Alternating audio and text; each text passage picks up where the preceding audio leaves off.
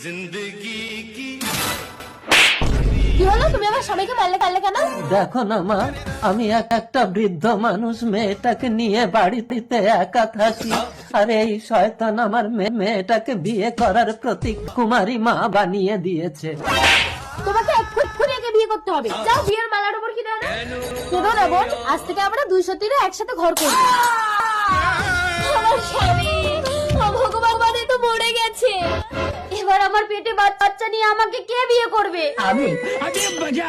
বাবা, আমার মেয়ের গর্ভে কিন্তু অবৈধ সন্তান আছে। না, অবৈধ না, এর গর্ভে আমার স্বামীর সন্তান।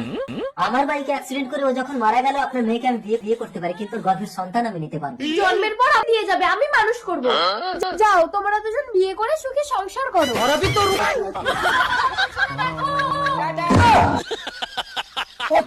বাহার কি লাগছে?